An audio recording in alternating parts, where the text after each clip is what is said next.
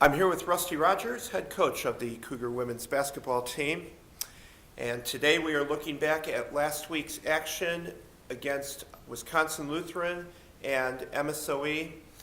And Rusty, starting with the Wisconsin Lutheran game last Wednesday, the Warriors were picked as the preseason favorite of the conference, and unfortunately for the Cougars, we got a prime exhibition of why that was the case. Yeah, they really played well against us. They got off to an early start, very quick, aggressive start on us, and we did not respond. And so I thought we played pretty well the second half, but we got ourselves in such a big hole it was hard to climb out of. Certainly, one of the bright spots of that game was the play of Lauren Orr. Fantastic shooting night for her, 9 of 11 overall, and most of those were from three-point range. She hit 7 in a row until finally missing a three-point shot literally in the final minute of the game. She put on quite an exhibition there offensively for us. I don't know where we would have been without her, because other than Lauren, nobody really had a very good game offensively, and our efficiency wasn't very good. So Lauren really helped keep us in the game, and I'd like to see more of that out of her. We really need that outside punch, scoring punch, to go along with our transition game. It would really help us.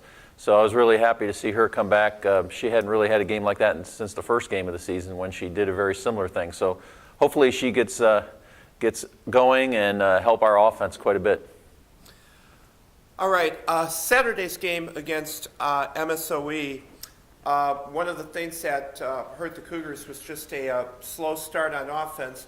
And Rusty, certainly with the way that your team has played ball this season, putting on the pressure from the opening tip, it just seems like those fast starts are even more crucial than they are to maybe some other more deliberate teams, and certainly the start on Saturday was just a hard one to overcome.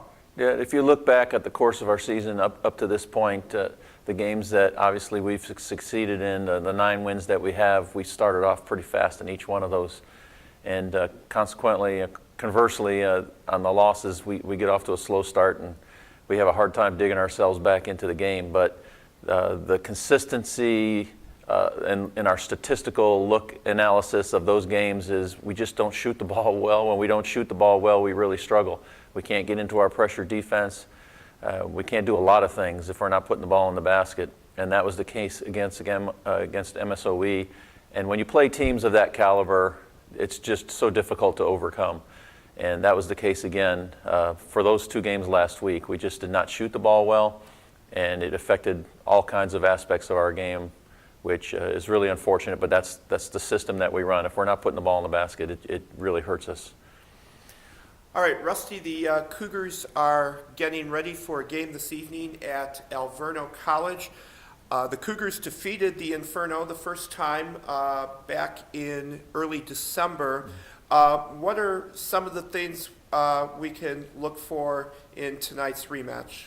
Well, nothing new really. We got to set our tempo, our pace. Alverno does not have a deep bench, so we have to see if we can dig into that deep bench by playing at a fast pace, pressuring defensively. They have a couple outstanding post players, and we've got to be able to defend in the interior, which has been a major problem for us all year.